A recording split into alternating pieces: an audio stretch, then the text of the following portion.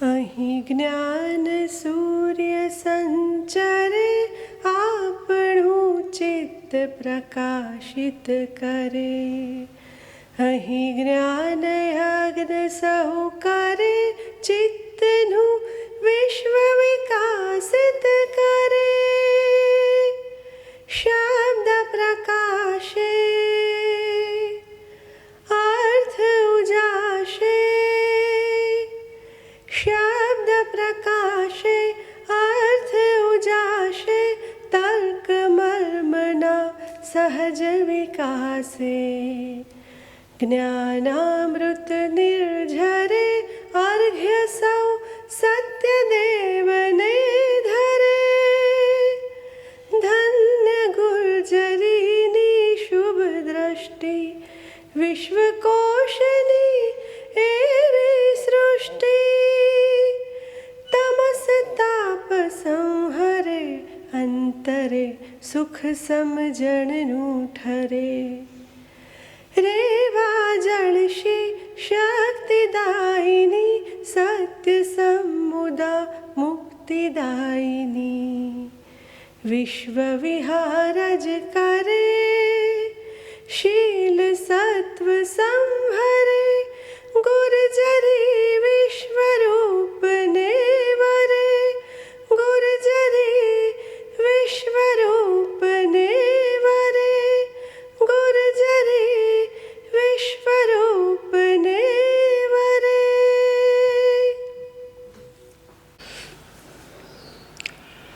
Gujarat વિશ્વકોશ trust અંતર્ગત અંજલિ Khandwala creative foundation દ્વારા સાહિત્ય અને કલાના ક્ષેત્રે જે પારિતોષિક આપવામાં આવે છે તે અંગેનો આ સેમિનાર છે. આ સમારંભની શરૂઆતમાં સ્વાગત અને અધ્યક્ષી પ્રવચન કરશે વિશ્વકોશના Padmashri doctor Kumarpal Desai. Khandwala creativity foundation અને ગુજરાત વિશ્વકોશ ટ્રસ્ટના ઉપક્રમે આજે એક વિશિષ્ટ પ્રકારના કાર્યક્રમમાં આપનું સ્વાગત કરતા સાહજિક રીતે આનંદ અનુભવું છું. આજ વિશ્વકોશના ભવનમાં 20મી જુલાઈ 2019ના રોજ અંજલિબેનના ત્રીજા વાર્તા સંગ્રહ એ વાર્તા સંગ્રહ એમના અવસાન પછી આ જ સ્થળે ધીરુબેન પટેલના હસ્તે અરીસામાં યાત્રા એ વાર્તા સંગ્રહનું વિમોચન થયું હતું. આજે આ જ હોલમાં એમની સ્મૃતિમાં એમની સર્જનાત્મકતાને અંજલિ આપવા માટે યોજાયેલો એક વિશિષ્ટ કાર્યક્રમ આપણે જોઈશું. અને એમાં અંજલિબેન વાર્તાકાર હતા, ગાયક હતા, બહુમુખી પ્રતિભા હતી એમની. સૂર અને તાલના પણ એટલા જ નિષ્ણાત. અને આથી અંજલિ ખાંડવાળાની સ્મૃતિ કઈ રીતે જળવાય એને વિશે જેમની પાસે સર્જનાત્મક વિચારોનો અખૂટ ભંડાર છે, જેઓએ ક્રિએટિવિટી વિશે અધ્યાપન કાર્ય કર્યું છે અને જેમણે ક્રિએટિવિટી વિશે પુસ્તકો લખ્યા છે, એવા પ્રદીપભાઈએ 2 એવોર્ડ શરૂ કરવાનું અમને કહ્યું. એક એવોર્ડ છે અંજલિબેનની વાર્તા પ્રીતિને અનુલક્ષીને, અને એ છે અંજલિ ખાંડવાળા શ્રેષ્ઠ પ્રથમ વાર્તા સંગ્રહ પારિતોષિક. અને એવી જ રીતે એમનું જે ગાયક તરીકેની એમની પ્રતિભા હતી એની સ્મૃતિમાં અંજલિ ખાંડવાળા મૌલિક ગીત પુનર્રચના પારિતોષિક આપવાનું નક્કી કર્યું. જુદા જુદા નિર્ણાયકો દ્વારા આ પારિતોષિક અંગે ચર્ચા વિચારણા થઈ અને આજે આ પારિતોષિક અમે આપીએ છીએ ત્યારે આનંદ એ વાતનો છે કે સમાજમાં જેને આપણે સર્જનાત્મકતા કહીએ છીએ એ સર્જનાત્મકતા એટલે અપૂર્વ વસ્તુ નિર્માણ ક્ષમા પ્રજ્ઞા. અપૂર્વ વસ્તુનું નિર્માણ કરવાને સમર્થ એવી પ્રજ્ઞા, જેને અભિનવ ગુપ્તે કહ્યું એ પ્રતિભા છે, અને એવી નવી પ્રતિભાને પોંખવાનો આજનો આ ઉપક્રમ છે. સામાન્ય રીતે જે બીજા ન કરી શકતા હોય ને આપણે કરી શકીએ એને આપણે આવડત કહીએ છીએ, પણ આવડતથી પણ જે કામ ન પાર ઉતરી શકે એવું કામ કોઈ કરી દેખાડે તો એને આપણે સર્જનાત્મકતા કહીએ છીએ, એને આપણે પ્રતિભા કહીએ છીએ.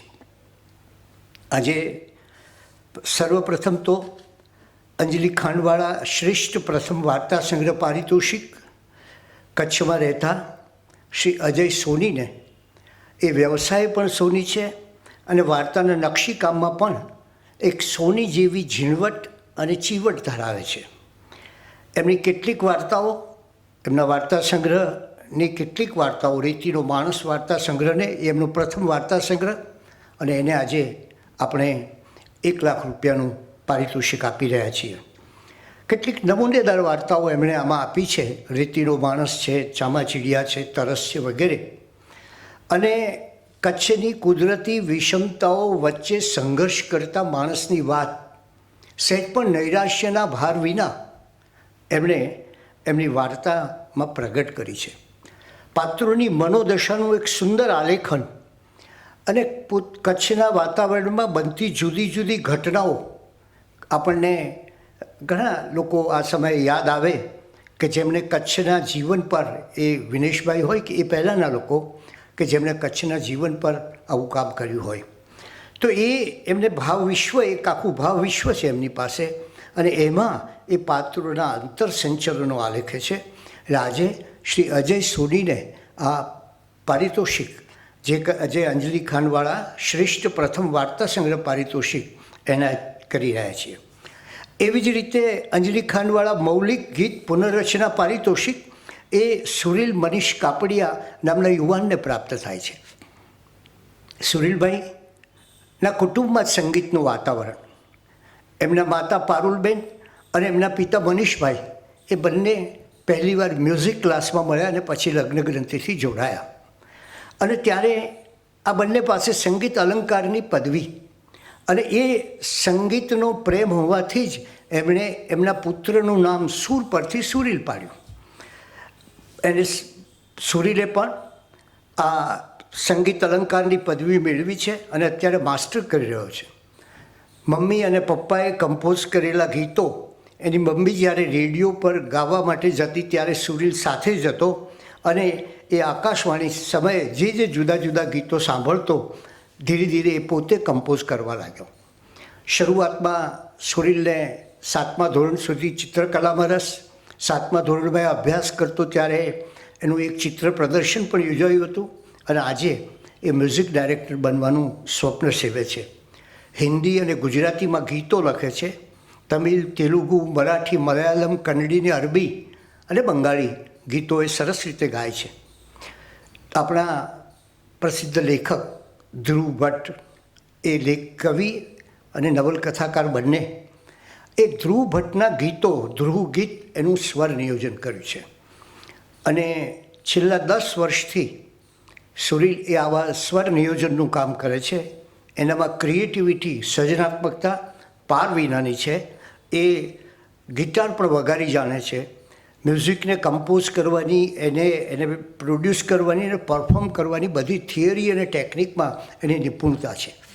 એટલે આજે આવી 2 પ્રતિભાઓને 1 લાખ રૂપિયાના પારિતોષિકથી ખાંડવાળા ફાઉન્ડેશન એમને પોંખી રહી છે, ત્યારે બહુ સ્વાભાવિક રીતે જ વિશ્વકોશને આનંદ થાય કે આવી પ્રતિભાઓને પોંખવાનો અવસર આ સંસ્થાને પ્રાપ્ત થયો છે. આપ સૌનો આભાર. ગુજરાત વિશ્વકોશ ટ્રસ્ટ અને અંજલિ ખાંડવાળા ક્રિએટિવ ફાઉન્ડેશન તરફથી સાહિત્ય અને કલાના ક્ષેત્રે જે ઇનામો આપવામાં આવે છે તેનું આપણે વિતરણ કરી રહ્યા છીએ. ત્યારે આ પારિતોષિકની પૂર્વ ભૂમિકા અંગે આપણને માહિતી આપશે Shri Pradeep Khandwala.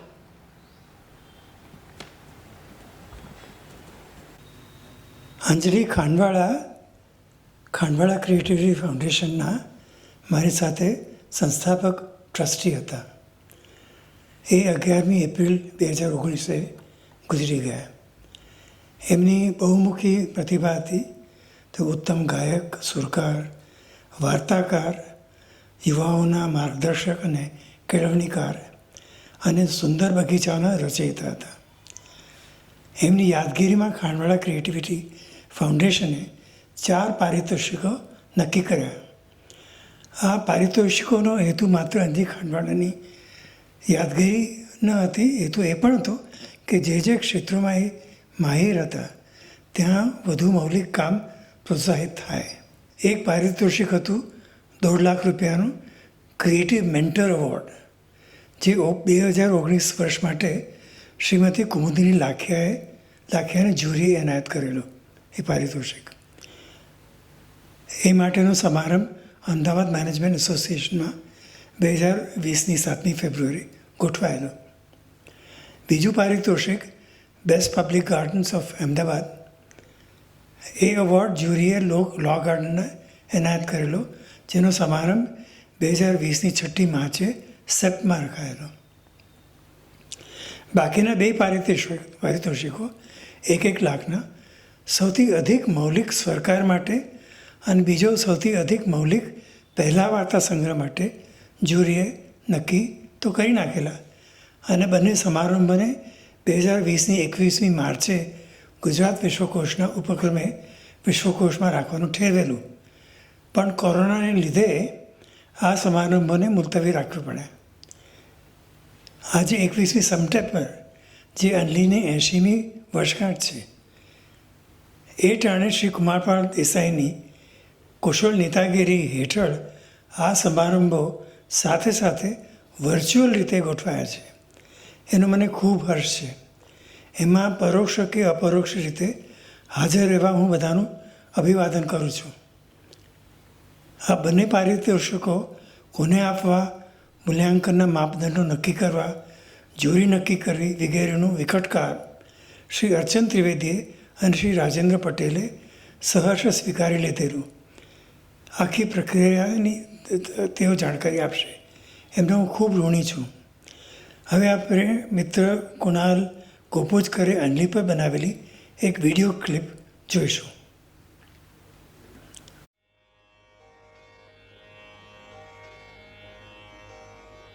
By what paths have we, who once chased each other away, reached this ledge where we sit, sunning side by side?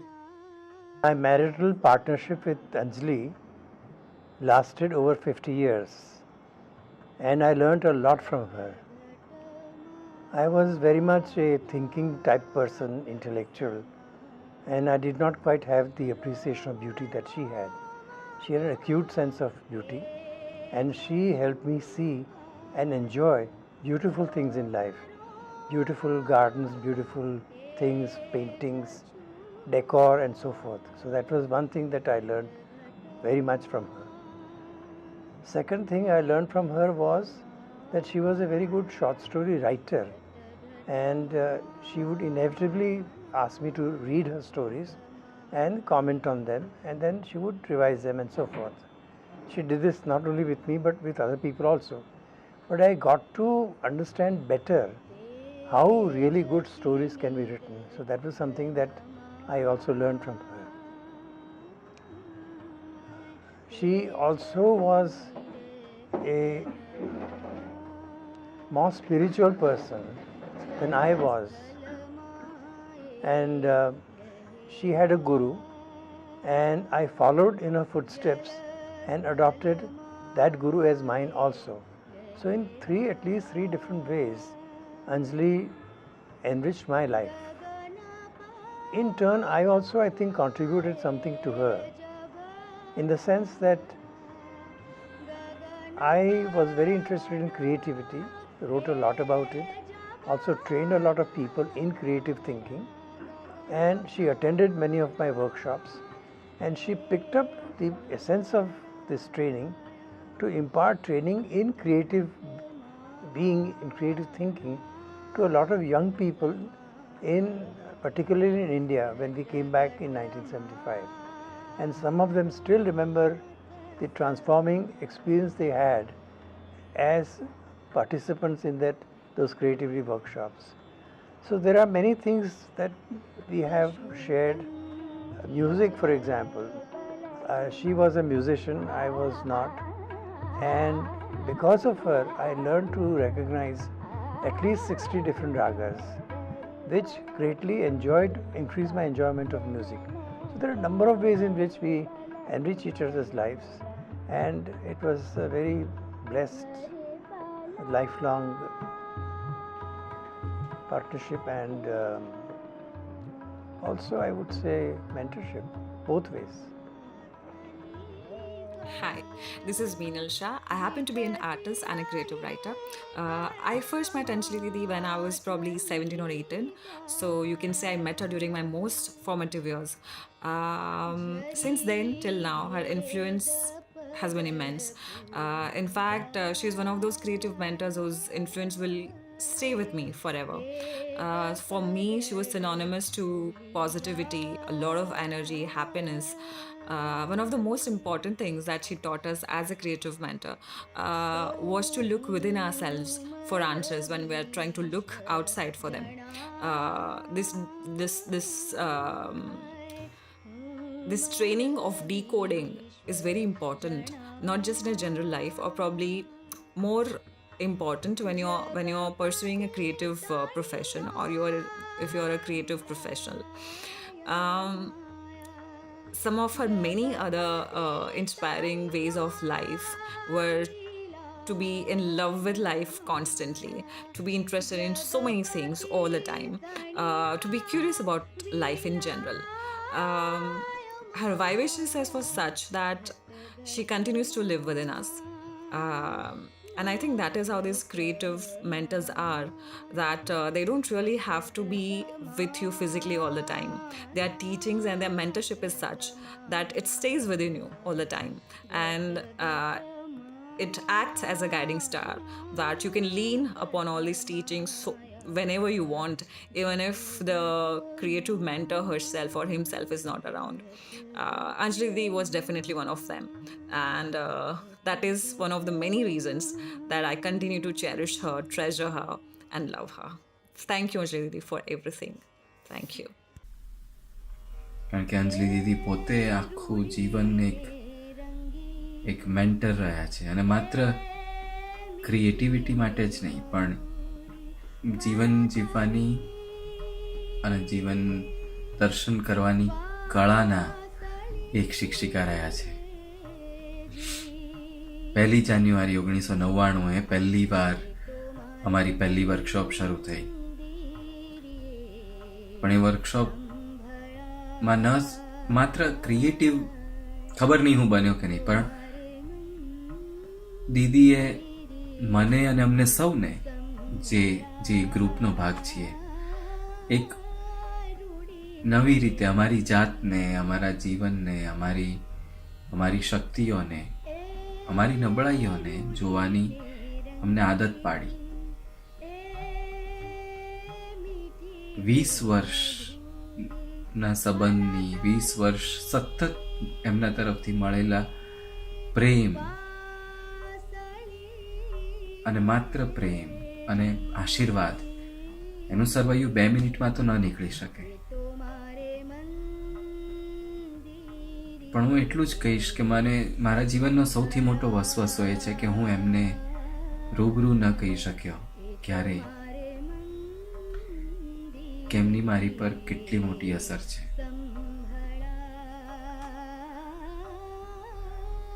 આજે જો સામે હોત તો મને પૂછ્યું હોત આટલી ખરાબ દાઢી કેમ છે, પછી મેં કંઈક જવાબ આપ્યો હોત ને અમે ખડખડાટ હસ્યા હોત. અમને એ વસ્તુ દીદીએ શીખવી, ખડખડાટ હસતા અને વિચારતા કે બધું જ જીવનમાં શક્ય છે.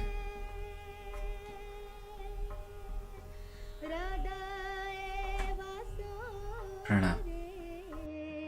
Where does one being end and the other begin when two lives spill into each other like adjacent shrubs, swaying and mingling?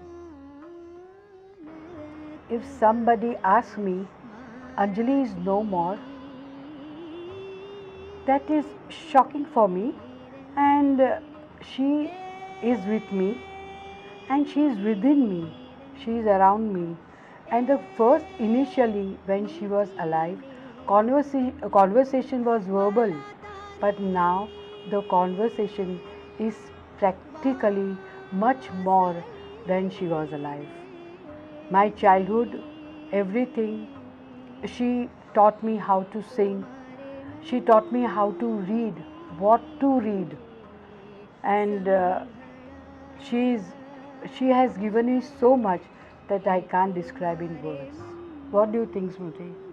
Very true, because in the morning when I get up, I start chatting with her very naturally. It comes so very naturally.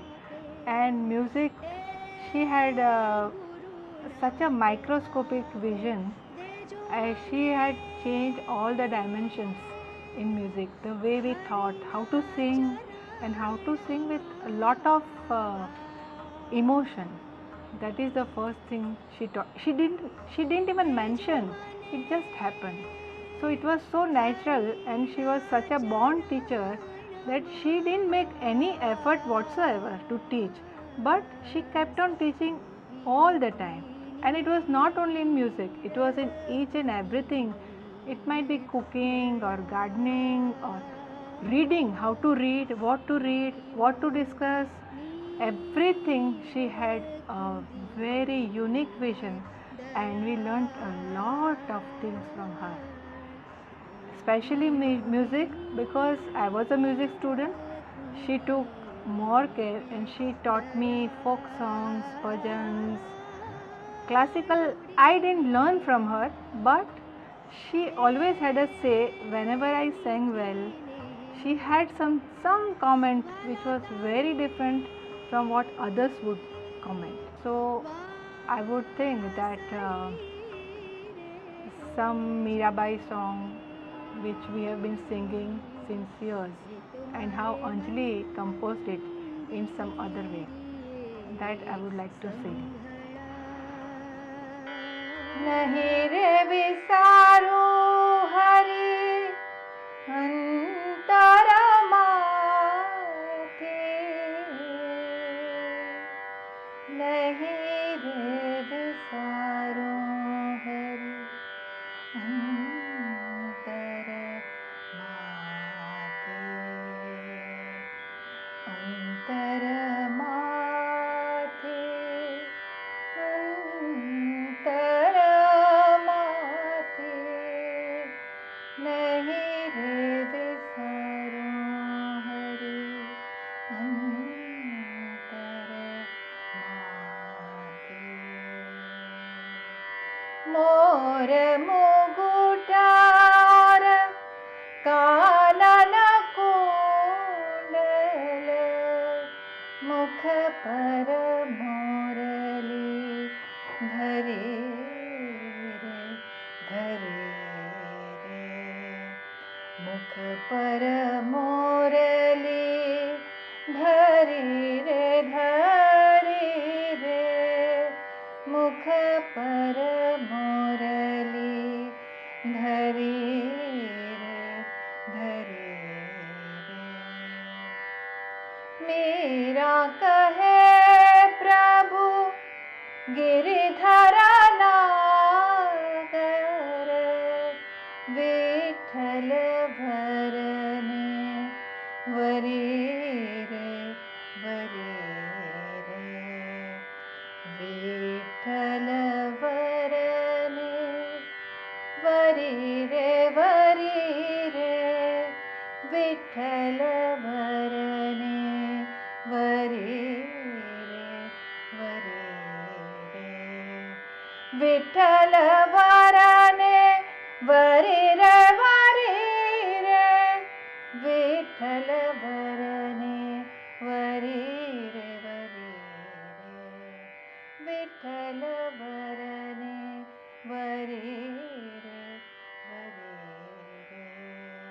Vitthal વરને વરે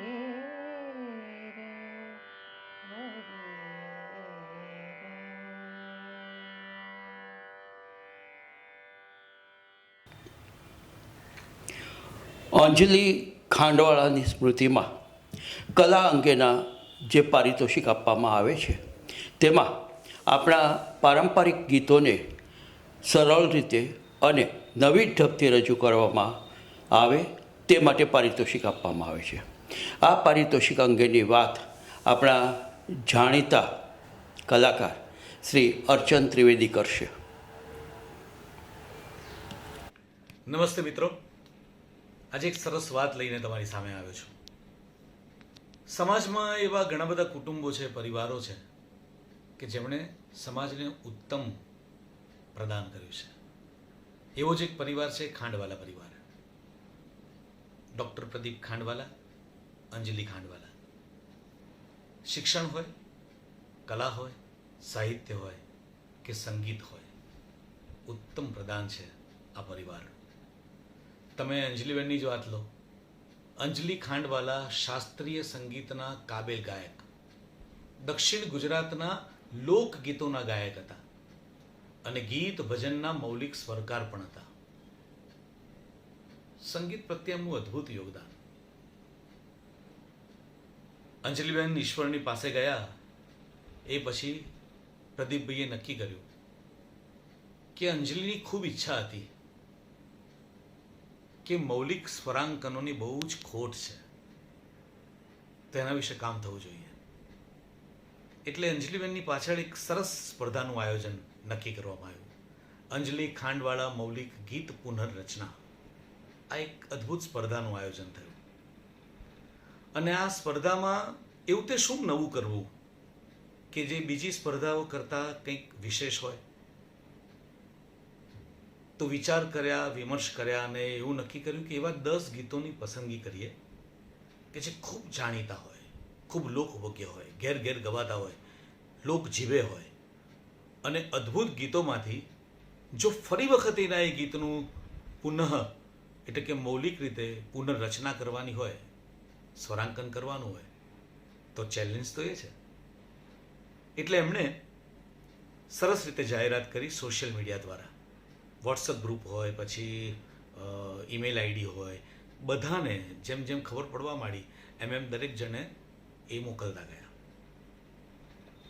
હવે મજાની વાત એ છે કે 8 સ્પર્ધકો એમાં ભાગ લીધો.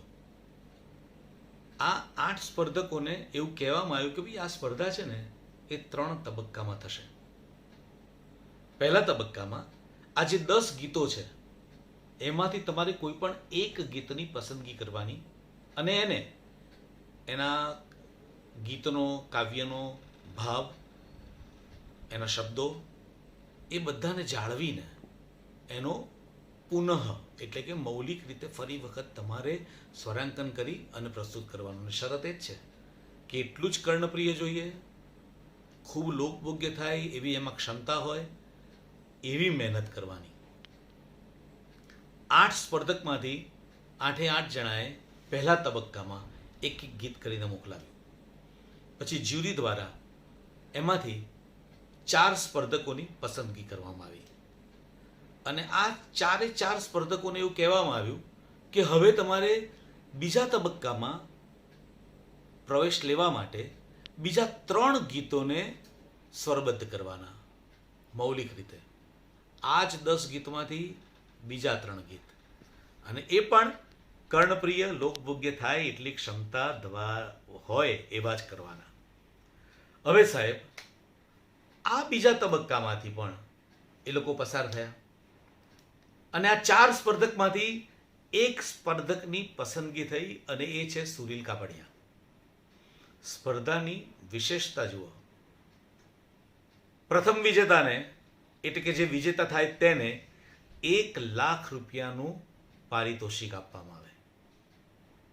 જ્યુરીએ ખૂબ મહેનત કરી અને એમાંથી સુરીલભાઈ ઉપર પસંદગી ઉતરી. ત્રીજા તબક્કાના નિયમ પ્રમાણે એમણે પોતાના 4 સ્વરાંકનો, મૌલિક સ્વરાંકનો એ એક કાર્યક્રમ દ્વારા લોકો સુધી પહોંચાડવાના. અને આ પારિતોષિક આયોજનનો અદ્ભુત કાર્યક્રમ એ 21 માર્ચ 2020 એ નક્કી થયેલો. પરંતુ આપણે જાણીએ છીએ એ પ્રમાણે કોરોના આવ્યો અને આપણા 6 મહિના સડસડાટ ચાલ્યા ગયા. પણ હવે વર્ચ્યુઅલ રીતે આ કાર્યક્રમ કરવો એવું નક્કી કરવામાં આવ્યું. અને આ સ્પર્ધા ગુજરાત વિશ્વકોશ ટ્રસ્ટ અને ખાંડવાલા ક્રિએટિવ ફાઉન્ડેશનના નેજા હેઠળ સંયુક્ત ઉપક્રમે આ કાર્યક્રમ આજે તમારી સામે પ્રસ્તુત થશે. અમે ખૂબ આભારી છે. અમારી સાથે અનેક લોકોના વિચારો જોડાયેલા છે.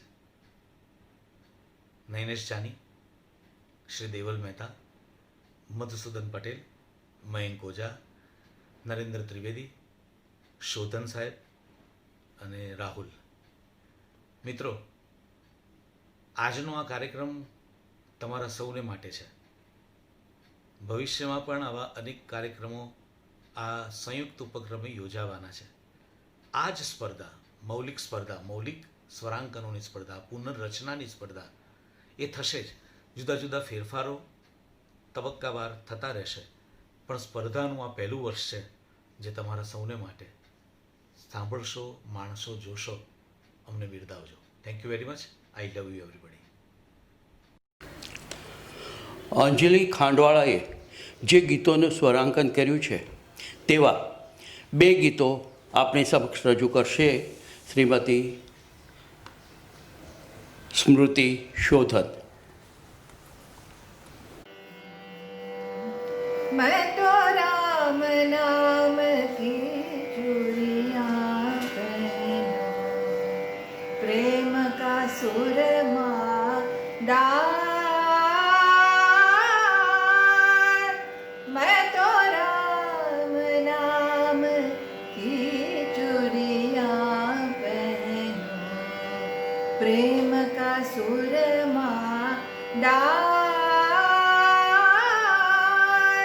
नाव चढ़ूं हरि नाम की मैं, उतर पड़ूं भव पार. नाव चढ़ूं हरि नाम की मैं, उतर पड़ूं भव पार. मैं तो राम नाम की चूड़ियां पहनो. ऐसे वर को क्या वरूं जो, ऐसे वर को क्या वरूं जो, जन्मे और मर जाए, जन्मे और मर जाए. चूड़ियां अमर हो जाएगी, चूड़ियां अमर हो जाएगी. भरूंगी मैं किरदार, भरूंगी मैं किरदार. मैं तो राम नाम की चूड़ियां पहनो, प्रेम का सुरमा डार.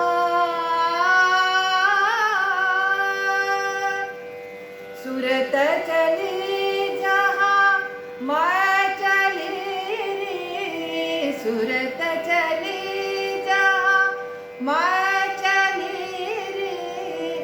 सुन मुरली की तान तान तान तान, सुन मुरली की तान तान तान तान.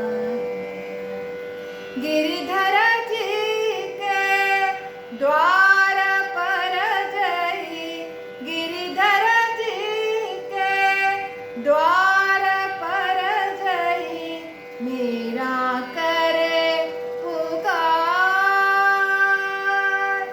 मीरा करे पुकार, मीरा करे पुकार।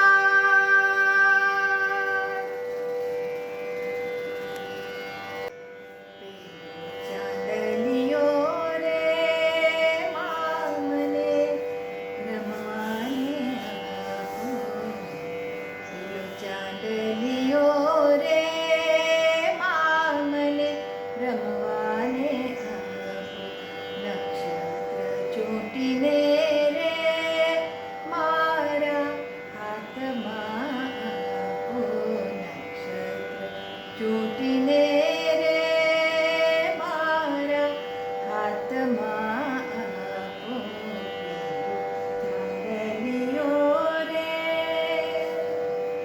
રૂહને રાતલડો થાય, ચાંદા સામું જોતો જાય, રૂહને રાતલડો થાય, ચાંદા સામું જોતો જાય, માતા રે યશોદા હરિના આંસુડા લોવે, માતા રે યશોદા હરિના આંસુડા લોવે, ચાંદલિયો રે મામને રમવાને આપો, ચાંદલિયો રે આકાશે ચાંદલિયો વાસે કેમ કરી આપું કાના, આકાશે ચાંદલિયો વાસે કેમ કરી આપું કાના, છોકરડા તો સૌને છે પણ તુને નહીં સાન, છોકરડા તો સૌને છે પણ તુને નહીં સાન,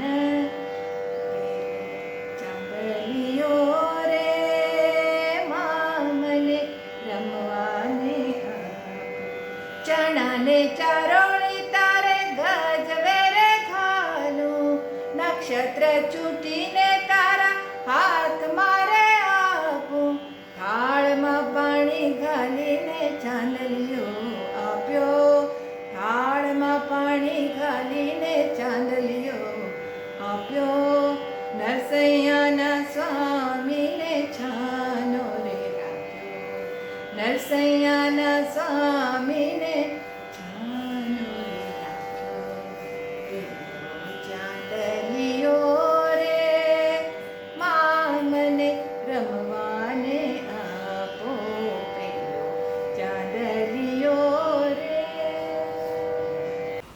અને હવે આપણે જઈ રહ્યા છીએ પારિતોષિક અર્પણ વિધિ તરફ. પારિતોષિક અર્પણ કરે છે પદ્મશ્રી ડૉક્ટર કુમારપાળ દેસાઈ.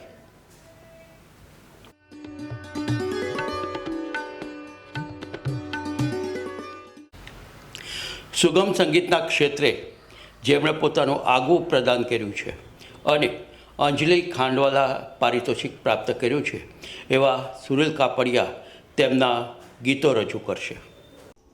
નમસ્કાર, હું સુરીલ. આજે આપની સમક્ષ મને વાત કરવાનો મોકો મળ્યો એનો હું ખૂબ આનંદ અનુભવું છું. આ સ્પર્ધામાં સહભાગી થવું એ મારા માટે એટલું મોટું સદભાગ્ય હતું એ હું તમને એક વાત કહીશ, એના ઉપરથી ખ્યાલ આવશે. હું મારા જૂના ઘરેથી નવા ઘરે રહેવા આવ્યો ને એના પછી હું થોડા દિવસે ત્યાં મારા પત્રો આવ્યા છે કે નહીં એ ચેક કરવા જતો. એક વખત હું ના ગયો અને મને ત્યાંથી કોલ આવ્યો કે ભાઈ તમારો પત્ર છે. મને હતું કે બેંક કોઈ કંપનીનો કાગળ હશે. હું તાત્કાલિક ગયો, મેં જોયું તો આ કોમ્પિટિશનનો કાગળ હતો. મેં ખોલીને વાંચ્યું તો મેં જોયું કે આ તો મારું સપનું છે, ગીતો કમ્પોઝ કરવું. આવી કોમ્પિટિશન, આટલી યુનિક કોમ્પિટિશન ના મેં ક્યારે જોઈ હતી, ના મેં ક્યારે કલ્પી હતી, અને એમાં પણ વિજેતા થવું એ તો સપનું પૂરું થઈ ગયું મારું. જે જજીસ છે, જ્યુરી છે, જેમણે મને આટલો ધ્યાનથી સાંભળ્યો, મને પસંદ કર્યો અને મને એવોર્ડ આપ્યો, એમનો ખૂબ આભાર. પ્રદીપ ખાંડવાલા સાહેબ, કુમારપાળ દેસાઈ સાહેબ, અર્ચન ત્રિવેદી સાહેબ, આમને મેં જ્યારે કોલ કર્યા ત્યારે મને ફેમિલી મેમ્બરની જેમ ટ્રીટ કર્યો. લોકડાઉન ના હોત તો મળવાનો મોકો મળ્યો હોત, પણ આજે અત્યારે આ માધ્યમથી એમના સુધી મને પહોંચવાનો મોકો મળ્યો છે, તો અંતઃકરણથી એમનો હું ખૂબ આભાર માનું છું. સ્વર્ગીય શ્રી અંજલિબેન ખાંડવાલાના જન્મદિવસ રૂપે ઓળખાતા આ દિવસે હું એમને મારા સંગીત અને મારા સ્વરોથી શ્રદ્ધાંજલિ આપું છું. અને આ દિવસ મને એવોર્ડ આપવા માટે પસંદ કરાયો એને હું મારું સદનસીબ માનું છું. મારું સંગીત મારા સંગતકારો વગર અધૂરું રહે. શ્રી નચિકેતભાઈ બામ જે વાંસળી વાદક છે અને ફક્ત શોખ માટે એ હાર્મોનિયમ વગાડે છે, એમણે મારા કમ્પોઝિશન, મારા સંગીત આયોજન આત્મસાત કરીને એને ખૂબ જ સુંદર દિશા આપી. એમનો હું ખૂબ ખૂબ આભાર માનું છું. અને તબલા વાદક શ્રી ધ્રુવ જોશી, જેમણે એમના ઠેકા વડે મારો આત્મબળ વધાર્યું, એમનો પણ હું ખૂબ ખૂબ આભાર માનું છું. ધન્યવાદ.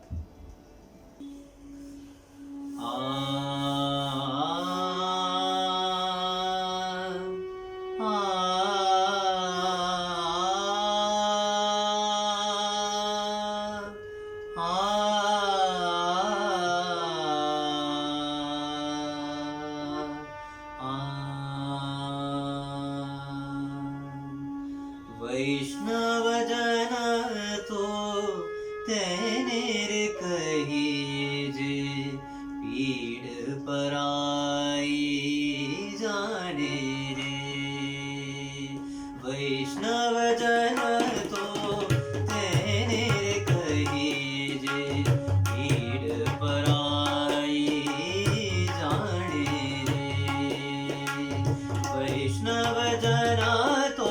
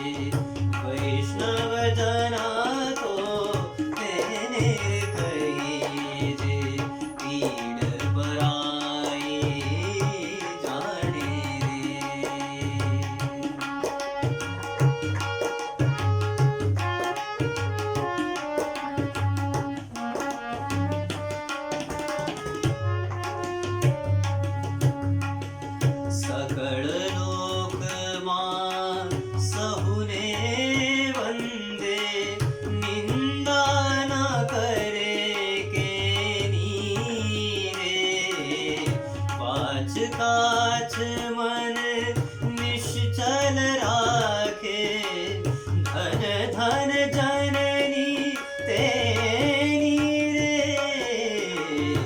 वैष्णव जन तो तेने रे कही जे पीड़ पराई जाने रे.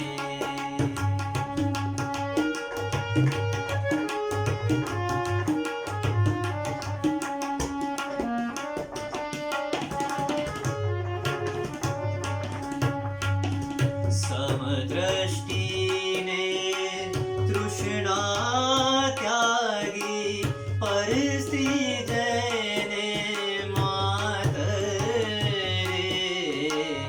जिद्वा थकी असत्य न बोले पर धन न झाले हाथ रे. वैष्णव जन तो तेने रे कही जे पीड़ पराई जाने रे.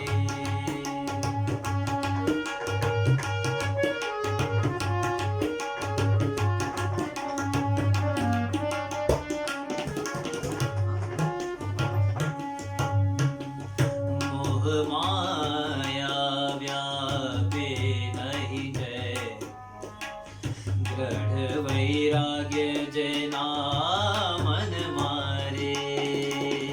राम नाम ताड़ी लागी सकल तीरथ तना तन मारे.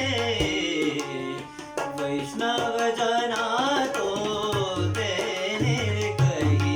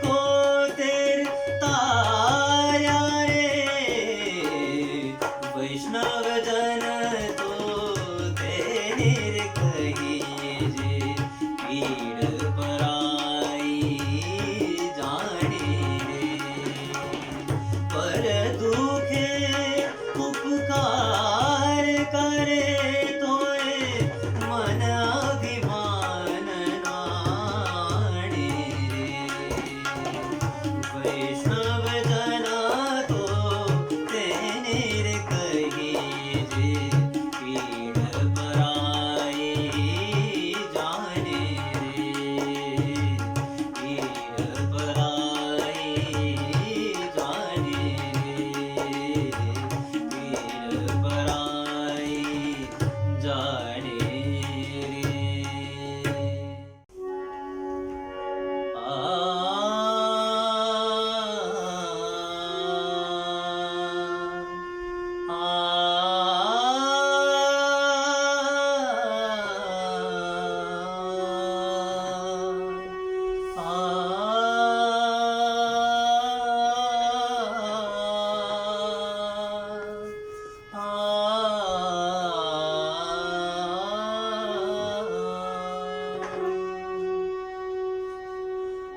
पंखीडाने पिंजरू जुनू लागे पंखीडाने पिंजरू जुनू लागे बहुए समझाव्यूं तोए पंखी बहुए समझाव्यूं तोए पंखी न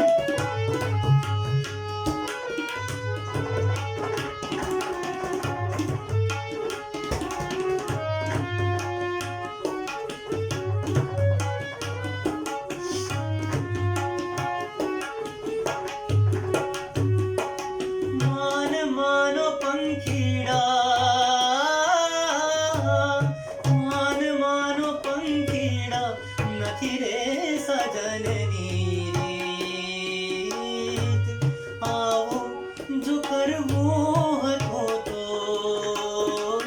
નહોતી કરવી પ્રીત, નહોતી કરવી પ્રીત. ઓછું શું આવ્યું સાથી સથવારો ત્યાગે, ઓછું શું આવ્યું સાથી સથવારો ત્યાગે. બહુએ સમજાવ્યું તોય પંખી નવું પિંજરું માંગે, નવું પિંજરું માંગે. પંખીડાને આ પિંજરું જૂનું જૂનું લાગે. બહુએ સમજાવ્યું તોય પંખી નવું પિંજરું માંગે, નવું પિંજરું માંગે. પંખીડાને આ પિંજરું જૂનું જૂનું લાગે, જૂનું જૂનું લાગે, જૂનું જૂનું લાગે.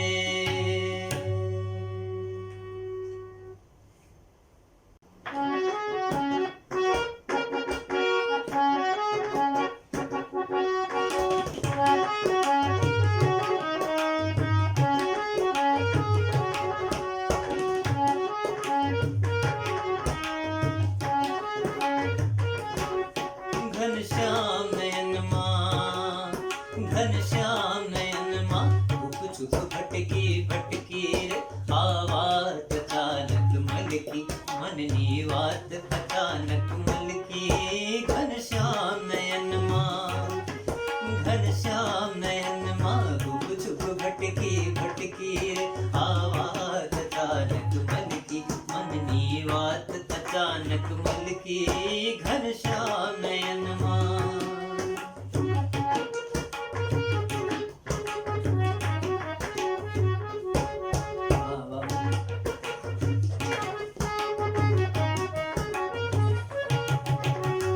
મનનું મારું માન સરોવર આવ આવ કો હંસી, મનનું મારું માન સરોવર આવ આવો હંસી.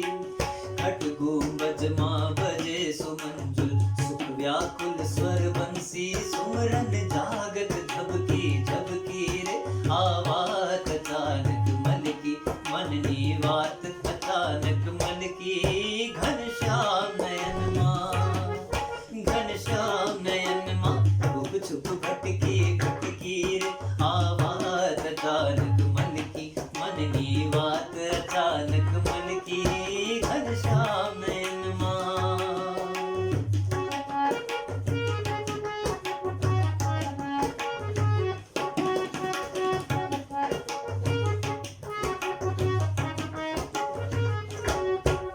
પવન લહેરા પ્રીત બાવરી, પવન લહેરા, પવન લહેરા પ્રીત બાવરી. નાચત હલકી હલકી નિશગંધાની સોડ તજી રે મગ મગ સોડમ છલકી. ભર ભર મિલન ગીતની મટકી રે આ વાત અચાનક મલકી, મનની વાત અચાનક મલકી. ઘનશ્યામ નયનમાં, ઘનશ્યામ નયનમાં છુપ છુપ ભટકી ભટકી રે આ વાત અચાનક મલકી, મનની વાત અચાનક મલકી.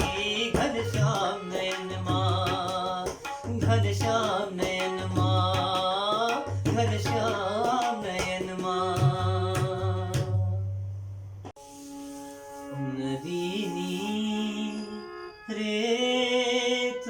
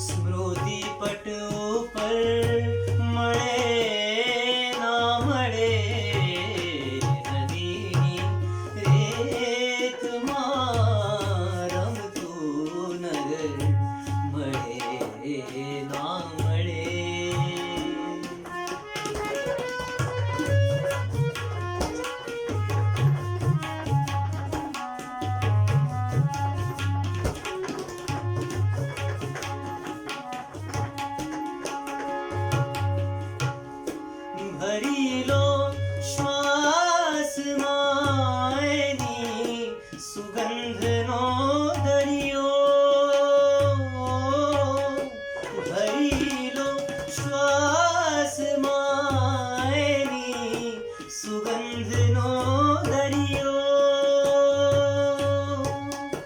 पछिया माटीनी ગીની અસર મળે ના મળે નદીની રેતમાં રમતું નગર મળે ના મળે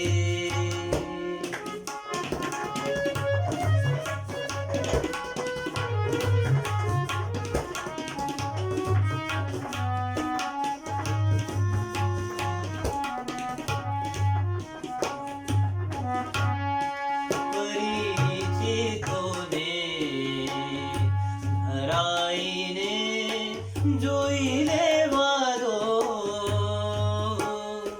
પરિચિતોને હરાઈને જોઈ લેવા દો આ હસતા ચહેરા આ મીઠી નજર મળે ના મળે નદીની રેતમાં રમતું નગર મળે ના મળે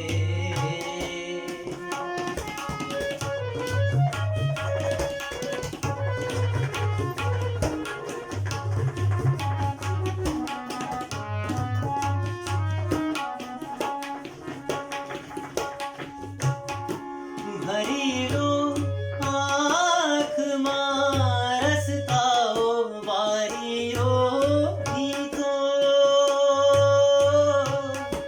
ભરી લો આંખમાં રસતાઓ વારીઓ ગીતો પછી આ શહેર આ ગલીઓ આ ઘર મળે ના મળે નદીની રેતમાં રમતું નગર મળે ના મળે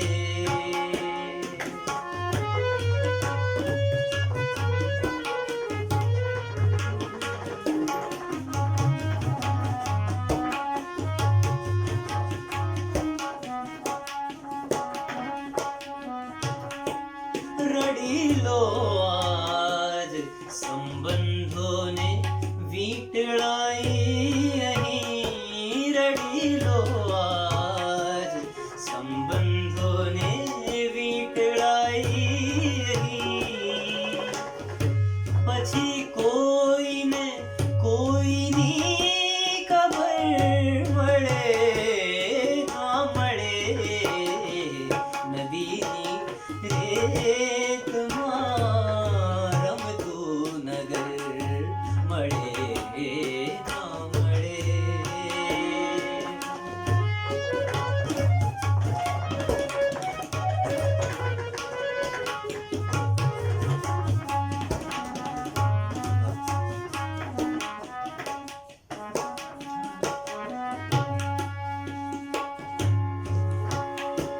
વળાવા આવ્યા છે એ ચહેરા ફરશે આંખોમાં વળાવા આવ્યા છે એ ચહેરા ફરશે આંખોમાં ભલે સફરમાં કોઈ હમ સફર ભલે સફરમાં કોઈ હમ સફર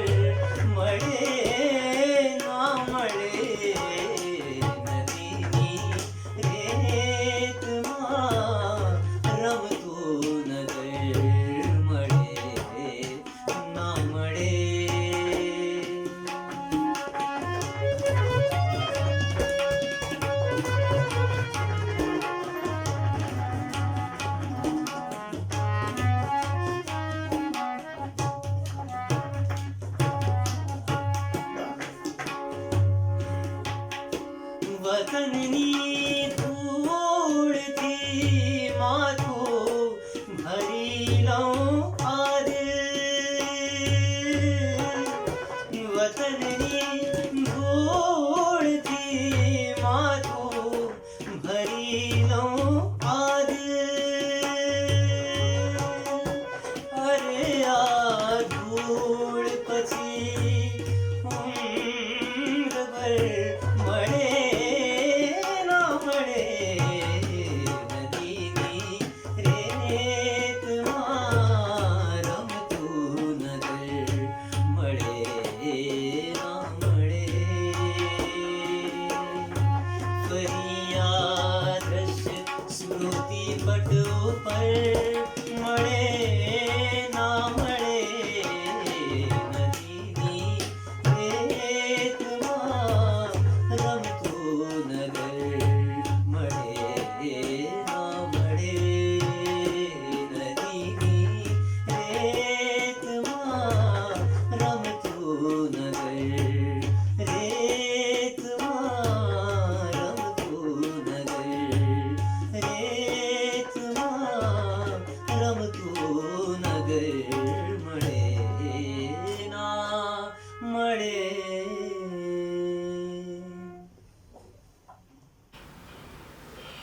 અંજલિ ખાંડવાળાની વાર્તાનું પઠન. વાર્તાનું નામ છે વધ. લેખિકા અંજલિ ખાંડવાલા.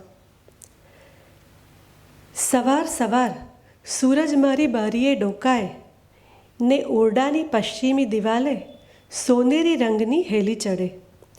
દિવાલે ટાંગેલ ચિત્રના મોર, પોપટ, ચકલા સોનેરી રંગમાં ઝબોળાઈ આછી પાંખ ફફડાવતા પાનના લીલેરા ગુચ્છામાંથી નીકળી મારી આંખ આગળ ઉડાઉડ કરતા.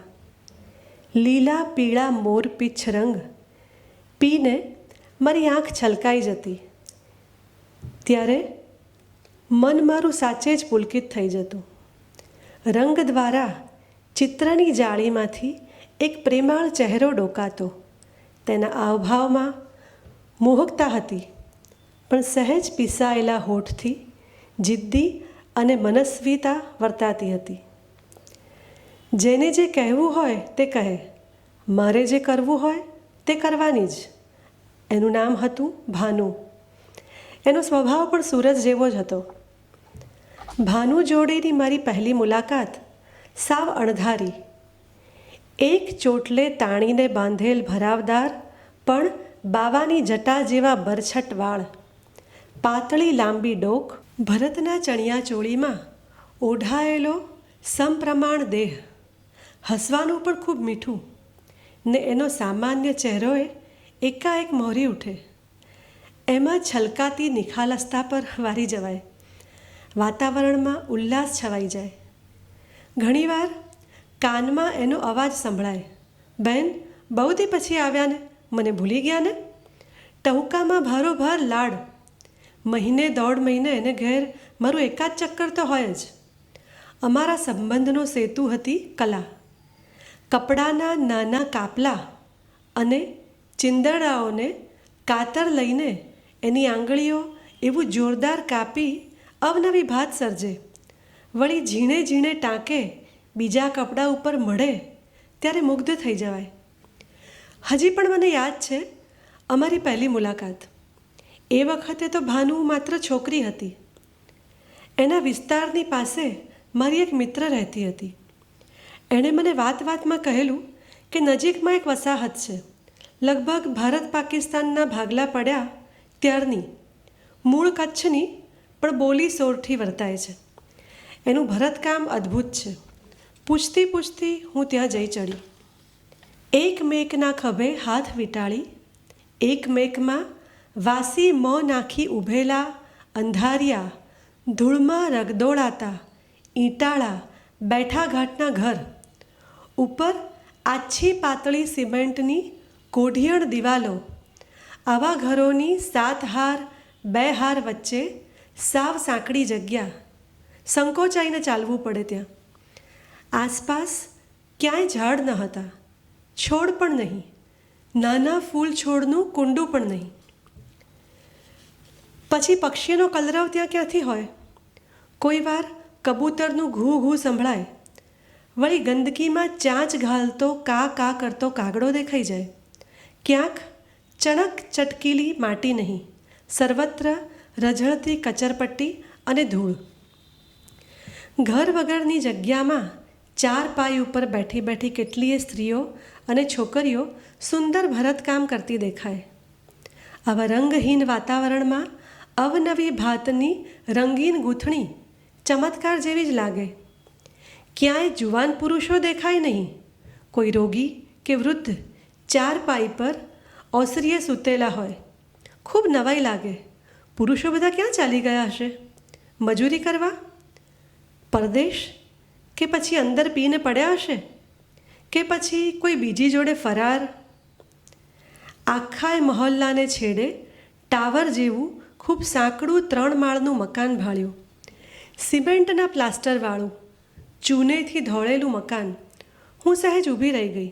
કોનું હશે એમ વિચારતી હતી ને 13 વર્ષની છોકરી બહાર આવી. બોલી, બેન, ભરાવવા આવ્યા છો? મેં કહ્યું, ના ના, આમ જ તમારો મહોલ્લો જોવા. હોતું હશે બેન, તમારી દુકાન હશે ને, તમે આવું કામ કરાવીને વેચતા હશો નહીં? ના બેન, હું તો અમથી જ આવી છું. માની શક્તિ ન હોય એ રીતે મારી સામે ટગર ટગર જોઈ રહી. અહીં આવ્યા છો તો હાલો ને અંદર, મારું કામ તો જુઓ. ભાનુ એટલે ભાનુ, બાકી બધાયના કામ રસ્તે રસ્તે જોતા જજો એટલે ખબર પડી જશે. પેચવર્કના એના નમૂના જોઈ હું છક્કડ ખાઈ ગઈ. આંખ આગળ તરત જ મારું દીવાનખાનું ખડું થઈ ગયું. આ ભાતનું પાથરણું દીવાન પર કેટલું સરસ લાગે ને ઉપર આ ડિઝાઇન અને રંગના તકિયા કેવા દીપે. અને આ ડિઝાઇન ઝીણી કરીને સાડીની બોર્ડર કરી હોય તો મારું મન દોડવા માંડ્યું. બીજી વાર હું ચોક્કસ કપડું લઈને આવીશ. હું નહોતી કહેતી ભાનુ એટલે ભાનુ?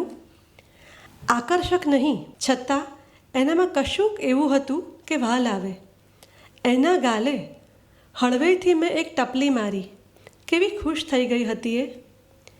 બીજી વાર ભાનુને ત્યાં ગઈ ત્યારે મારા હાથમાં ભરવા આપવાના કપડાનું બોચકું હતું.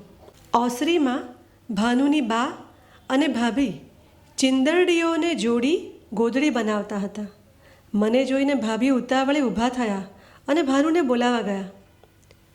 હાલો ને અંદર કહેતી ભાનુ મને હાથ ખેંચીને અંદર લઈ ગઈ.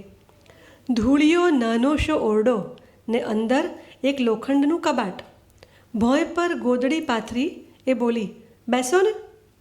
મારી મૂંઝવણ એ પામી ગઈ હોય એમ લોખંડના પતરાની ખુરશી ખોલીને બોલી, અમને તો નીચે જ ફાવે, કહેતા પટાક કરતી એ નીચે બેસી ગઈ.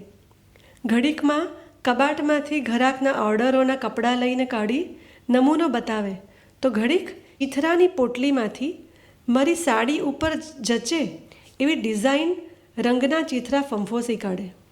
પણ એનો બુટ્ટો જરીએ ઝીણો ના થાય.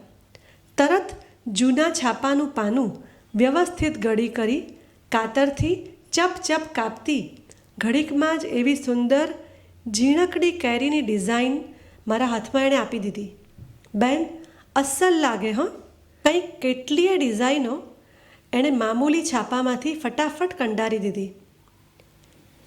એ દરમિયાન ઓરડામાં કેટલાય નાના મોટાની અવરજવર, તેમનો કકળાટ, ઘોંઘાટ, બાજાબાજ, વચ્ચે વાસણોનો પછડાટ, ખખડાટ, આ બધાથી અલિપ્ત અમે કામમાં મશગુલ હતા.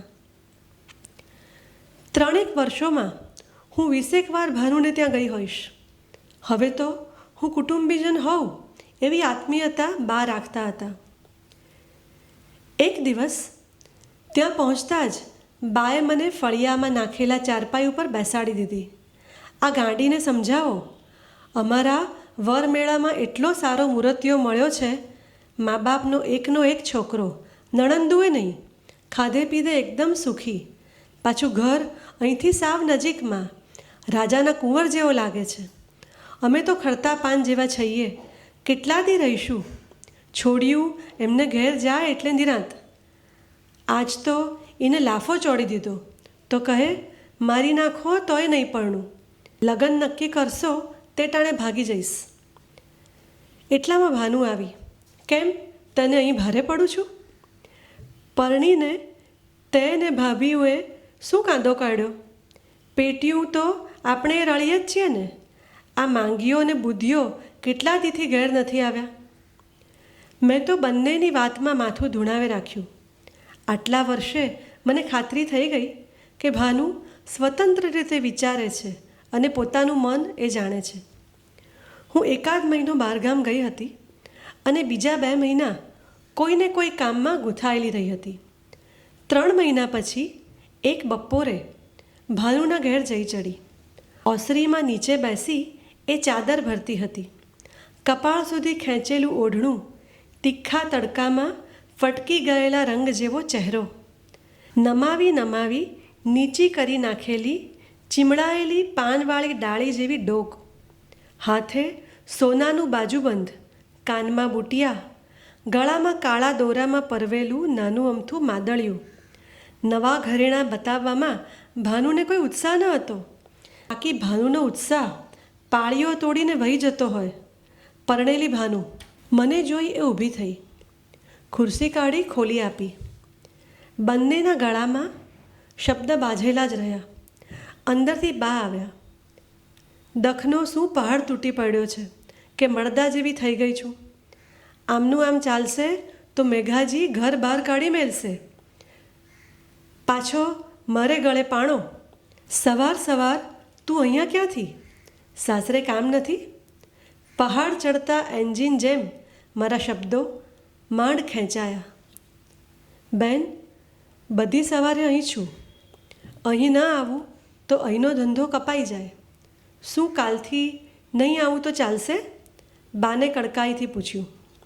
બા પાસે આવી ભાનુએ કોણી મારી દૂર ધકેલી. અહીં નહીં આવું તો મારા ઘરવાળા શું ખાશે?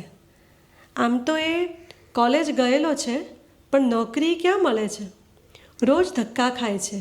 બેન, ક્યાંક નોકરી અપાવો ને. આટલા વર્ષ કામ કર્યું પણ બેન એક સોનાની હાંસડી ન લઈ શકી ને હવે તો બીજા પેટ ભરવાના મરદ આખો દી ઘરે બેસી રહે. મારી તો નીંદરીઓ લૂંટાઈ ગઈ છે બેન, અને એ મરદે ક્યાં છે? શું બોલું? મૂંઝવણમાં હું ઊભી થઈ ગઈ. ભાનુના માથે મેં હાથ ફેરવ્યો. બેન, મારું જે થયું, પણ તમે આવતા રહેજો. મારા જીવને બહુ સારું લાગે છે. ઊભી થઈ એ મને ભેટી પડી. બેન, મને દગાથી પરણાવી. મેં એને મારો કોલ નંબર આપ્યો. મન થાય ત્યારે કોલ કરજે. અમારા કલાના સંબંધે કોઈ બીજો જ વળાંક લઈ લીધેલો. મહિના પછી હું ભાનુને મળવા ગઈ. મારા પતિ અજયની ડેપ્યુટી પોલીસ કમિશનર તરીકે નિમણૂક થઈ ને ભાનુની વસાહત એમની ઓફિસના રસ્તામાં જ આવતી હતી. ભાનુ ઓસરીમાં 4 પાઈ પર માથે ચાદર નાખી સૂતેલી. પહેલાં તો ઓળખાઈ નહીં એટલે ભાનુ ભાનુ નામની મેં બૂમો પાડી. ભાનુ સફાળી બેઠી થઈ ગઈ અને હું ચીસ પાડી ઉઠી. શું થયું વાળને? બહુ માથું ફાટતું હતું બેન. એક દી કંટાળી કાતરથી ધરાર કાપી કાઢ્યા. મુઆ ગયા. માથું થોડું હલકું લાગે છે. આટલી દુઃખી કેમ થાય છે? આનંદમાં રહે ને. બેન, હવે આનંદ કેવો? ભેકાર આંખોથી એ મને જોઈ રહી. 3 મહિના પછી મને ભાનુનો ફોન આવ્યો. અવાજમાં ધ્રુજારી હતી. બેન, મારા સગ્ગા બાપે મારા હાથેથી બાજુબંધ જબરજસ્તી લઈ લીધું. કીધું મેં જ તને આપેલું ને જરૂર છે તો તારે મને આપવું જ પડે. જરૂર કે નહીં તો દારૂ પીવાની. મારી બા પણ વચ્ચે નહીં પડી. ભાનુ પોક મૂકીને રડી પડી. બેન, બધા મને લૂંટવા જ બેઠા જ. ઓલ્યા દાડે મારા હરામી સસરાએ મારા બુટિયા કઢાવવા મને મારી. એ પાપીને જુગાર રમવા મારી જણસ જોઈએ છે પણ નહીં આપું. સાંત્વનાના 2 શબ્દો પણ હું ગળેથી ન કાઢી શકી. જલ્દી આવીશ કહીને મેં ફોન મૂકી દીધો.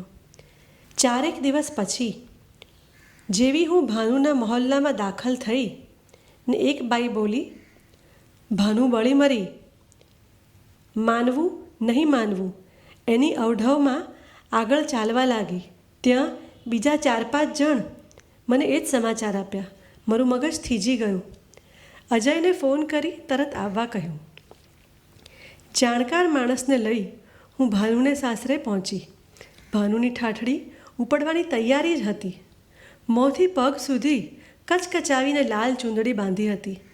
બાજુમાં ઊભેલાઓની વાતોના ટહુકાઓ જોડતી હું ઊભી રહી. સવારે 10 વાગે થયું. બાથરૂમમાં બાણું અંદરથી વાસી દીધેલું, પોતાના પર ઘાસતેલ છાંટી દીધેલું. શું હિંમતવાળી છે, એકે ચીસ પણ પાડી નહીં. 10 વાગે બધા ઘેર હતા, કોઈએ ના બચાવી. બારણું તોડતા કેટલી વાર, ભડકા ના દેખાય, ધુમાડો છાનો રીએ, બળી ગઈ કે બાળી નાખી, પ્રશ્ન મનમાં ઘોળાતો રહ્યો. કશું હું કરી ન શકી, માટે મને કોસતી રહી. ત્યાં અજય પોલીસ સાથે આવી પહોંચ્યો. ખભે લીધેલ ઠાઠડી પાછી નીચે મૂકવી પડી. પોલીસે શબનો કબજો લીધો. હોસ્પિટલમાં પોસ્ટમોર્ટમ ચાલ્યું. ડૉક્ટરને ગુપ્ત ભાગમાં કશુંક ચળકતું દેખાયું. બુટિયા અને માદળિયું નીકળ્યા. અજયે બહાર આવીને મને કાનમાં પૂછ્યું, બોલ શું કરીએ આનું? જુસ્સાથી બોલાયેલું એનું પેલું વાક્ય મારા મનમાં હજુ સાવ તાજું હતું. મરીશ પણ જણસ નહીં આપું. એની જણસ એની અંદર પાછી ગોઠવાઈ ગઈ. અંજલિ ખાંડવાલા વાર્તા સંગ્રહ પારિતોષિક અંગે કઈ રીતે ચયન કરવામાં આવે છે તે પ્રક્રિયાની વિગત આપણી સમક્ષ રજૂ કરશે શ્રી રાજેન્દ્ર પટેલ. વર્ષ 2017 અને વર્ષ 2018 માટે અંજલિ ખાંડવાલા પ્રથમ વાર્તા સંગ્રહ અંતર્ગત કુલ 23 વાર્તા સંગ્રહ પ્રાપ્ત થયા. આ 23 વાર્તા સંગ્રહમાંથી 4 વાર્તા સંગ્રહ નિયમાનુસાર ન હોવાથી રદ કરવામાં આવ્યા. અંતે 19 વાર્તા સંગ્રહ આગળ ઉપર આ સ્પર્ધામાં તપાસવામાં આવ્યા. આ માટે એક નિર્ણાયક સમિતિનું ગઠન કરવામાં આવ્યું, જેમાં 3 વ્યક્તિઓ હતા. સુપ્રસિદ્ધ વાર્તાકાર નવલકથાકાર વિનય સંતાણી, જાણીતા વિવેચક જયેશ ભોગાઈતા અને કવિ વાર્તાકાર રાજેન્દ્ર પટેલ. આ 19 વાર્તા સંગ્રહની સઘન તપાસ થતાં અંતે એમાંથી 6 વાર્તા સંગ્રહ જે એની વાર્તા કલાને લીધે વિશિષ્ટ રહ્યા એમને અલગ તારવવામાં આવ્યા. આ 6 વાર્તા સંગ્રહને આગળ ઉપર 3 જૂથમાં વિભાજિત કરવામાં આવ્યા. પ્રથમ જૂથમાં ઓથાર નામનો વાર્તા સંગ્રહ, મિનળ દવે દ્વારા આ વાર્તા સંગ્રહ પ્રકાશિત થયો છે. બીજો વાર્તા સંગ્રહ ટુકડોગીરીમાં ગારેખાનનો છે. બીજા જૂથની વાર્તાઓ વિશિષ્ટ રહી છે અને એની ભાષા તાજગી અને વિષય વસ્તુ પણ નવા રહ્યા છે. મુખ્યત્વે એમાં 3 વાર્તા સંગ્રહ સમાવવામાં આવ્યા હતા. એક ગેટ ટુગેધર સાગર શાનો વાર્તા સંગ્રહ, પડછાયા વચ્ચે એ અભિમન્યુ આચાર્યનો વાર્તા સંગ્રહ અને લૂ નામનો વાર્તા સંગ્રહ વિપુલ વ્યાસ દ્વારા પ્રગટ થયેલો છે. આ 3 વાર્તા સંગ્રહ એની રીતના નોખા હતા, પરંતુ પરંપરાની ભોંય પર ઊભા રહી આધુનિક વાર્તાના ભાવિ તરફ જે દ્રષ્ટિથી વાર્તા કલાના માપદંડોને અંકે કરે છે, એ તો ત્રીજા વિભાગમાં રહેલો વાર્તા સંગ્રહ રેતનો માણસ, જેના રચયિતા અજય સોની છે. આ વાર્તા સંગ્રહ આ 6 વાર્તા સંગ્રહમાં નોખો રહ્યો છે. એના નિરીક્ષણો રજૂ કરતા નિર્ણાયકો કહે છે કે સામાજિક સંપ્રજ્ઞતા સાથે તળ અને શહેરી વિસ્તારના માનવોની વેદના સંવેદના, એના સંબંધોની સંકુલ વિશ્વમયતા અને એની સાંકેતિક અને છતાંય કલાત્મક અભિવ્યક્તિની દૃષ્ટિએ એ શ્રેષ્ઠ બને છે. બીજું એક નિરીક્ષણ એ પણ કર્યું કે પરંપરાની ભોંય પરથી આધુનિક વાર્તાઓના ભાવિની એક દિશા પણ આ વાર્તાઓમાં શોધવાનો સન્નિષ્ઠ પ્રયત્ન છે. આ રીતના અંજલિ ખાંડવાલા પ્રથમ વાર્તા સંગ્રહનો 2 વર્ષનો પારિતોષિક શ્રી અજય સોનીને એમના વાર્તા સંગ્રહ રીતિનો માણસ માટે આપવાનું સર્વાનુમતે નક્કી થયું. આ માટે હું ટ્રસ્ટ વતીથી અને નિર્ણાયક ગણ વતીથી અજય સોનીને અભિનંદન આપું છું. આભાર. અજય સોનીને પારિતોષિક એનાયત થયું અને તેમના વાર્તા સંગ્રહનું ચયન કઈ રીતે કરવામાં આવ્યું તે અંગેની વાત આપણને રાજેન્દ્ર પટેલે કરી. હવે અજય સોની પોતાનો પ્રતિભાવ આપશે અને સાથોસાથ વાર્તાનું પઠન કરશે. નમસ્કાર મિત્રો, હું અજય સોની આપ સૌનું સ્વાગત કરું છું. અંજલિ ખાંડવાલા પ્રથમ વાર્તા પુરસ્કાર સંદર્ભે મારા વાર્તા સંગ્રહ રેતીનો માણસને આ સન્માન પ્રાપ્ત થયું છે. એ અંતર્ગત આ ઓનલાઈન કાર્યક્રમ રાખવામાં આવ્યો છે. હવે આજે આ વેબલાઇન દ્વારા આપણે મળ્યા છીએ ત્યારે થોડી વાત કરવી છે. અંજલિ ખાંડવાલા પ્રથમ પુસ્તક પારિતોષિક માટે વર્ષ 2017-18 દરમિયાન પ્રગટ થયેલા પ્રથમ વાર્તા સંગ્રહને આ એવોર્ડ આપવામાં આવે છે. તેની શરૂઆત આ વર્ષથી જ કરવામાં આવી છે. તે અંતર્ગત મારા વાર્તા સંગ્રહ રેતીનો માણસને આ સન્માન પ્રાપ્ત થયું છે. તેનો આનંદ છે. આ ક્ષણે હું વિશ્વકોશ ટ્રસ્ટ, કુમારપળભાઈ દેસાઈ, પ્રદીપભાઈ ખાંડવાળા અને રાજેન્દ્ર પટેલનો આભાર માનું છું. નિર્ણાયકો શ્રી વિનેશભાઈ અંતાણી, જયેશભાઈ ભોગાયતા અને રાજેન્દ્ર પટેલનો પણ આભારી છું. મારી વાર્તાઓ આ સન્માનને લાયક નીવડી તે બદલ લેખક તરીકે ગૌરવ અને રાજીપો અનુભવું છું. પ્રથમ જ વાર્તા સંગ્રહને 1થી વધુ પારિતોષિકો મળે ત્યારે સજાગતા વધી જતી હોય છે. રાજીપો થાય એ સ્વાભાવિક છે અને ક્યાંક એવું પણ થાય કે હું જે દિશામાં આગળ વધી રહ્યો છું એ દિશા સાચી છે અથવા મારું કામ લોકો સુધી પહોંચ્યું છે, માટે જ લોકોએ એને બિરદાવ્યું છે. પરંતુ આ કોઈ મંજિલ નથી, એક નાનકડો મુકામ છે. રસ્તો હજી ઘણો લાંબો છે. એક રીતે તમારું કામ પોંખાય છે એનો મતલબ જ એવો છે કે તમારામાં હજી ઘણી બધી શક્યતાઓ છે અને હજી તમારે ઘણું બધું કામ કરવાનું છે. આ ક્ષણે ગુજરાતી ભાષાના વાચકો, વિવેચકો અને સ્નેહી સજ્જનો અને એ દરેકનો આભાર વ્યક્ત કરું છું જે ક્યાંક ને ક્યાંક દરેક રીતે મારી સાથે જોડાયેલા છે, મને સતત પ્રોત્સાહિત કરતા રહ્યા છે. એ ઉપરાંત ગુજરાતી ભાષાના વાચકો, વિવેચકો અને મારા મિત્રોનો આભાર માનું છું. એ ઉપરાંત મારા ગુરુ અને આપણી ભાષાના વાર્તાકાર માવજી મહેશ્વરીનો પણ હું ઋણ સ્વીકાર કરું છું. એમણે મને જે કેળવણી આપી તેના થકી હું વાર્તાઓ લખતો થયો અને આ મુકામ સુધી પહોંચ્યો છું. મને વિશ્વાસ છે કે આ જગ્યાએ મને જોઈ અને એમને ખૂબ આનંદ થતો હશે.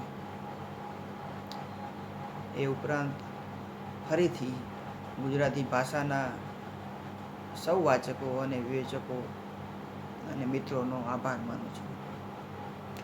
આ વાર્તામાં આ લેખાયેલો પરિવેશ કચ્છનો છે અને રચના રીતિની દ્રષ્ટિએ વાર્તા ઘટના વિનાની લાગે. આ વાર્તા મારા ચિત્તમાં તૃતક દ્રશ્યો રૂપે આવેલી અને એ જ રીતે તેને મેં આલેખી છે. કોઈ નક્કર પ્રસંગ કે ઘટનાનો આધાર લીધા વિના રણ પ્રદેશ અને તેમાં વસતા લોકોના જીવનને બતાવવાનો પ્રયત્ન કર્યો છે. ખરેખર જીવન કેટલું દુષ્કર છે અને મનુષ્ય કેટલો બળવાન, આ બે અંતિમોને રજૂ કરવાનો પ્રયત્ન મેં આ વાર્તામાં કર્યો છે. વાર્તાનું પઠન કરીશ. એ વાર્તાનું નામ છે તરસ અને એ રેતીનો માણસ વાર્તા સંગ્રહમાંથી લીધી છે. એ સુમસામ ખારા પટ વચ્ચેથી પસાર થતી સડકના કિનારે ઊભો હતો. બાવળના તરડાયેલા છાયણા નીચીને બેસી તપતી બપોરને સૂંઘ્યા કરતું ઊંટ ક્યારનું ગાંગરી રહ્યું હતું. એનો કણસાટ લાંબા શુષ્ક મેદાનમાં ખોવાઈ જતો હતો. સડકના બંને છેડા અંત વિનાના ભાસતા હતા. દૂર મેલી થતી જતી ક્ષિતિજ તરફ નજર કરતા એને ધ્રાસકો પડ્યો. દૂરથી આવતા રેતીના અંધણને જોઈ એને મેલા પવનમાં ફરકતી ઓઢણી સાથે એક ચહેરો દેખાયો. ખુલ્લા પટ પર ઝાંઝવા સાથે ધ્રુંજતા ચહેરા પર એને ક્યારેય વિશ્વાસ નથી કર્યો. તેમ છતાં જ્યારે પણ અંધણ ફૂંકાવાનું હોય ત્યારે એ ચહેરો દેખાયો. વાવડાનું જોર વધતું જતું અને એ ચહેરો ઝાંખો પડી જતો.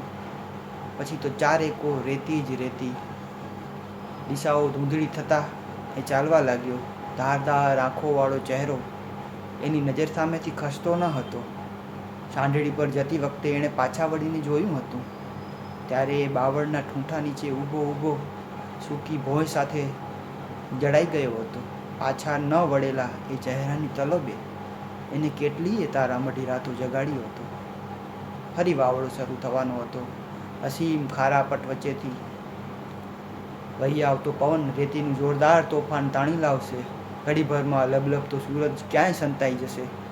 દિશાઓ ધૂંધળી થઈ જશે. ચારે બાજુ રેતી છવાઈ જશે.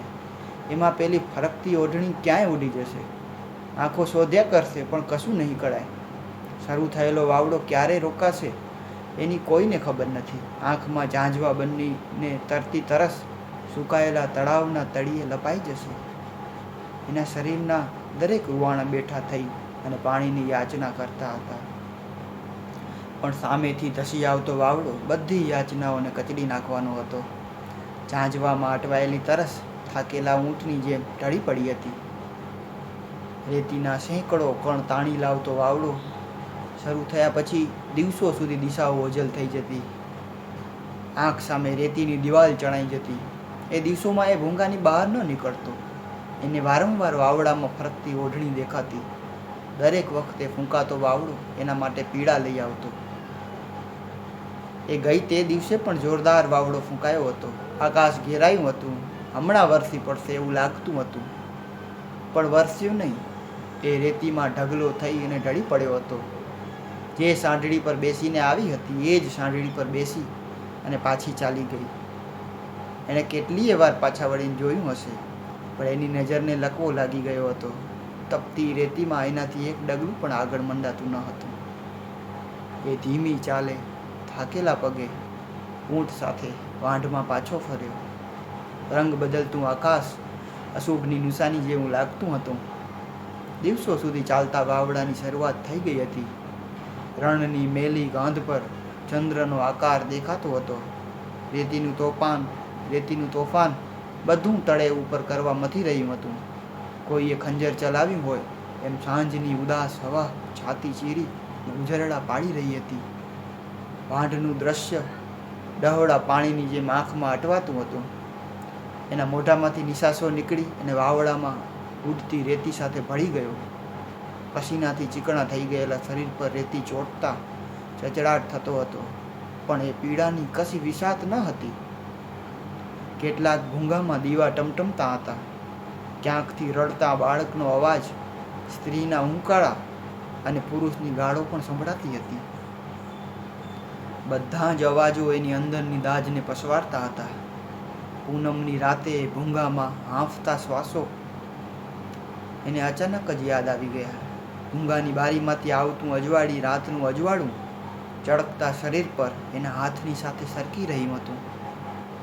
ગળામાં તુરાશ ભરાઈ ગઈ હતી. તેની એ ભીંસ યુગો સુધી યાદ રહેશે.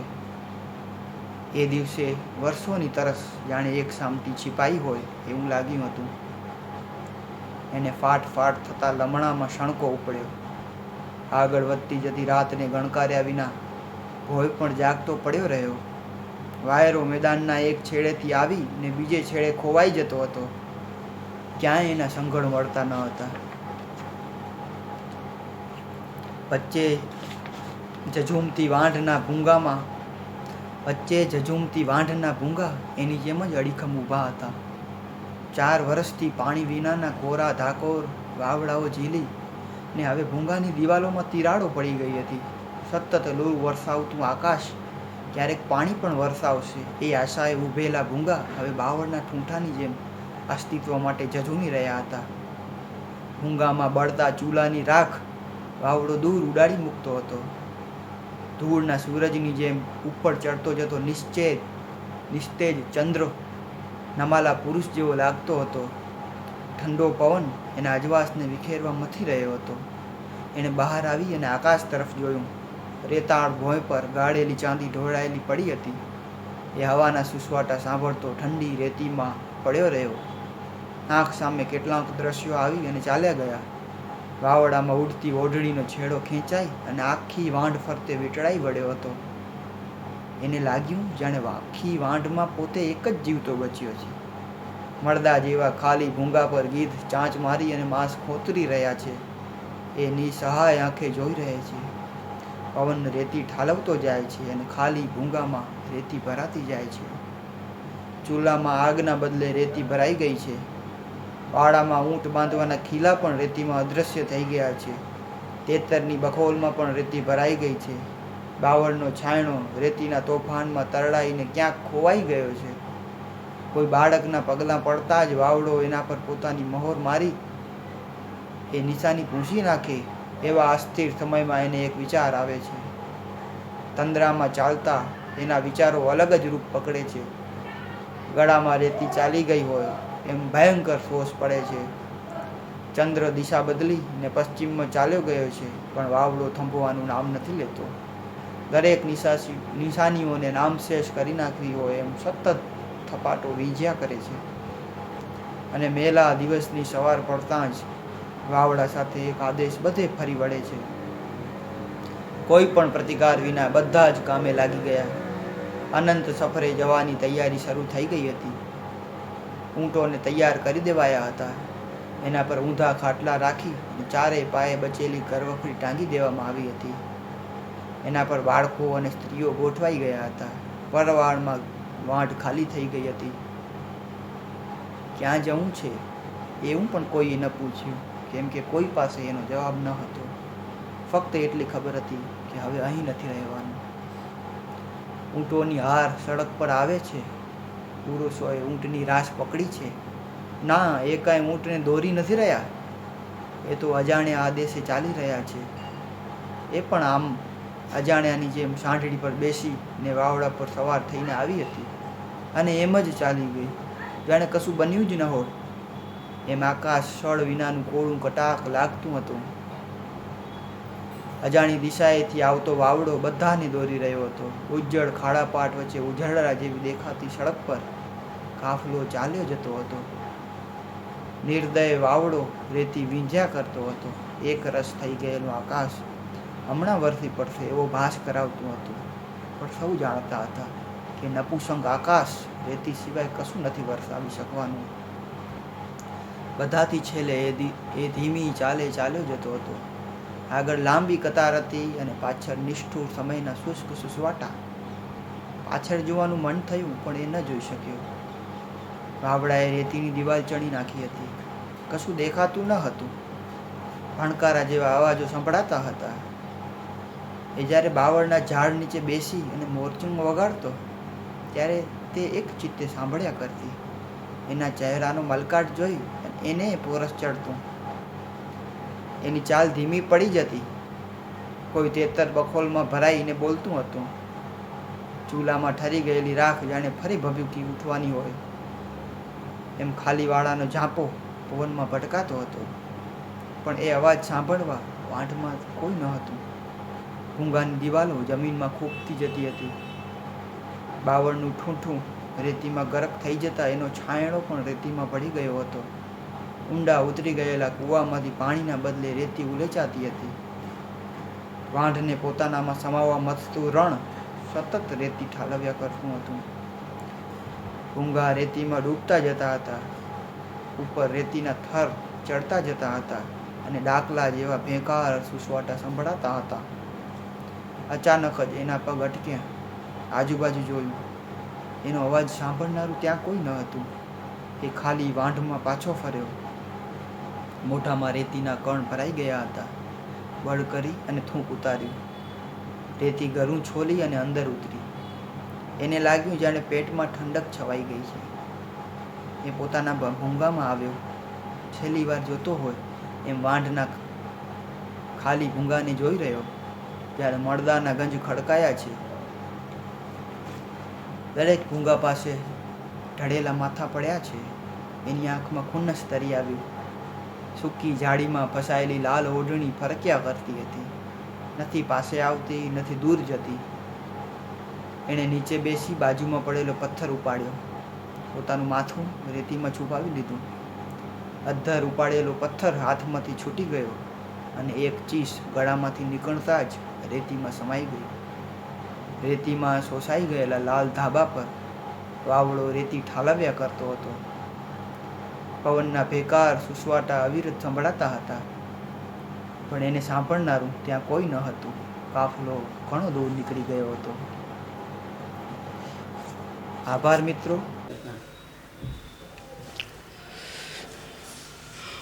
ગુજરાત વિશ્વકોશ ટ્રસ્ટ અને ખાંડવાલા ક્રિએટિવ ફાઉન્ડેશન તરફથી સુગમ સંગીતના ક્ષેત્રે અને સાહિત્યમાં વાર્તા સંગ્રહ માટે જે ઇનામો આપવામાં આવ્યા તે અંગેનો આ વેબિનાર ગોઠવાયો.